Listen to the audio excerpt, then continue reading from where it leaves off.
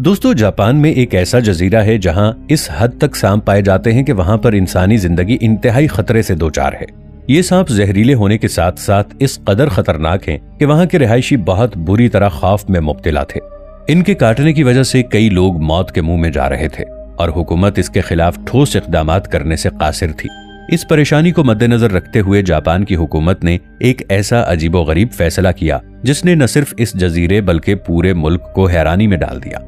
उन्होंने सांपों से छुटकारा हासिल करने के लिए ये मंसूबाबंदी की कि जजीरे पर काफी तादाद में नेवले छोड़े जाएं।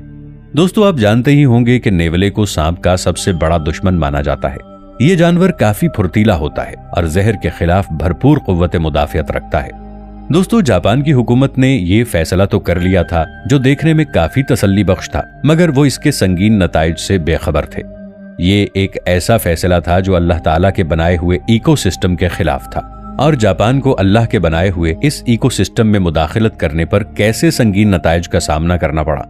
दोस्तों, ये वीडियो इंतहाई मालूमाती और हैरत अंगेज है, इसलिए वीडियो को आखिर तक जरूर देखिएगा। दोस्तों, जापान के कुछ देहाती इलाके एक बहुत बड़े खतरे का शिकार थे। जापान में 1970 की दिहाई में अमामी ओशिमा जजीरे पर रहने वाले लोगों का सामना ओकिनावा हाबू नामी एक खतरनाक सांप से था। ये सांप इस कदर खौफनाक और जहरीला था कि ये इस जजीरे के किसी भी इंसान या जानवर को काट लेता या डस लेता तो उसकी चंद सेकंड्स में ही मौत वाक़ई हो जाती। इस सांप का जहर इस कदर मोहलिक होता कि ये जिस भी इंसान को काट ले तो उस इंसान के खून के खुलियों में फौरन तब्दीली वाक़ई होना शुरू हो जाती और इस इंसान का खून चंद सेकंड्स में ही जम जाता। अगर इस सांप की जसामत की बात की जाए तो ये जिस्मानी एतबार से बाकी सांपों के मुकाबले में काफी बड़ा है। अगर ये सांप किसी इंसान को काट लेता तो इस इंसान को शदीद सरदर्द, उल्टियां और बाज दफा मौत का सामना भी करना पड़ता है। जापान का ये जजीरा देहात पर मुहित है, इसलिए वहां पर सिर्फ इब्तिदाई तिब्बी इमदाद तक रसाई मुमकिन थी। इन सांपों ने वहां के लोगों की जिंदगी अजीरन बनाकर रख दी थी। 10 साल में तकरीबन 500 के करीब लोगों को इन सांपों ने मौत का निशाना बनाया। उनकी हुकूमत ये चाहती थी कि इस मसले को बुनियादी तौर पर हल किया जाए ताकि वहां पर रहने वाले लोग आसानी से लंबे अरसे तक सुकून से रह सकें। इसलिए सबसे पहले मरहले में इस सांप के जहर का तिर्याक तैयार किया गया, यानी कि एंटीडोट तैयार किया गया। मगर इस तिर्याक को महफूज रखने के लिए बिजली और रेफ्रिजरेटर की जरूरत थी और वो इलाका देहाती होने की वजह से वहां पर ये सहूलियात मुयस्सर नहीं थी। अब ये मसला दिन ब दिन जोर ही पकड़ता जा रहा था। इन मसाइल से निपटने के लिए बिलाखिर जापान की हुकूमत को एक कड़ा फैसला करना पड़ा। उन्होंने अपनी तरफ से ये खासा दानिशमंदाना फैसला किया था। जापान की हुकूमत ने 1989 यानी 1989 में इकोसिस्टम में मुदाखलत करने की कोशिश की। उन्होंने इस जजीरे में सांपों के मुकाबले में नेवले को छोड़ने का फैसला किया। उन्होंने सोचा कि नेवला एक इंतहाई छोटा मगर इंतहाई ताकतवर जानवर भी है जो सांप के जहर का बाआसानी मुकाबला कर सकता है और वो सांपों को अपना शिकार बनाएगा। इस तरह इस जजीरे से सांपों का आसानी से खात्मा हो सकता है। उन्होंने नेवले की फितरी सलाहियत को आजमाने के तौर पर सांपों के दरमियान नेवलों को छोड़ दिया। नेवला अपने फुर्तीलेपन, ताकतवर जबड़ों और बेहतरीन इम्यूनिटी की वजह से जाना जाता है। नेवले के बारे में ये मशहूर है कि ये न सिर्फ सांपों को मारता है बल्कि उनको खा भी जाता है। जापान ने अपने मंसूबे के मुताबिक 30,000 नेवलों को अमामी ओशिमा जजीरे में इस खतरनाक सांपों के खात्मे के लिए छोड़ दिया। यूं तो जापानी हुकूमत की ये स्ट्रेटजी बहुत जानदार लग रही थी, मगर जापान की हुकूमत ने जो सोचा था वो बिल्कुल उसके बरखिलाफ हुआ। इन सांपों और नेवलों के शबो रोज में बहुत फर्क था। सांपों की ये किस्म रात के वक्त मुतहर्रिक होती जबकि नेवले दिन के वक्त शिकार करते थे। इस तरह इन दोनों जानदारों का आपस में बहुत कम आमना सामना होता था। नेवलों के आ जाने से भी सांपों की आबादी के कम होने में कोई नुमाया फर्क नहीं पड़ा। हाँ, इतना जरूर हुआ कि नेवलों ने सांपों की बजाय वहां के दूसरे जानदारों को यानी छोटे जानवरों को निशाना बनाना शुरू कर दिया। इस जजीरे में रहने वाले अमामी रैबिट जो कि पहले ही माहौलियाती तब्दीली का शिकार थे, नेवलों ने इनको बाआसानी अपना शिकार बना लिया। बदकिस्मती से ये अमामी रैबिट सिर्फ इसी जजीरे में पाए जाते थे और नेवलों के शिकार की वजह से इनकी आबादी बहुत तेजी से कम होना शुरू हो गई।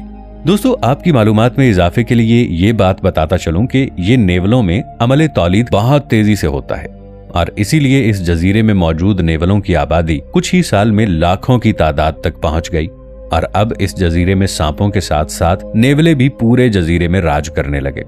इस जजीरे का माहौलियाती निजाम पहले ही बहुत नाजुक मराहिल से गुजर रहा था।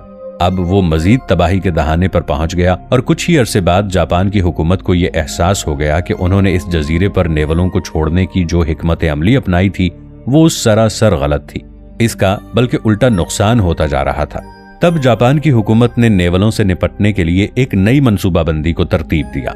इस हुकूमत के सामने दो बड़े सवाल मुंह खोले खड़े थे। एक तो ये कि इस जजीरे के माहौलियाती निजाम को बेहतर किस तरह बनाया जाए और दूसरा नेवलों की बढ़ती हुई तादाद को किस तरह खत्म किया जाए। इसी चीज को मद्देनजर रखते हुए जापान की हुकूमत ने सन 2000 में तरबियत याफ्ता कुत्तों और माहिर शिकारियों की टीम तश्कील देकर नेवलों को खत्म करने का एक जामे मंसूबा बनाया। इन शिकारी कुत्तों और इंसानों का ये काम था कि ये जजीरे के हर इलाके और कोने में जाकर नेवलों को पकड़ें और नेवलों की बढ़ती हुई तादाद को रोकने के लिए तकरीबन 20,000 के करीब खुसूसी जाल बिछाए गए।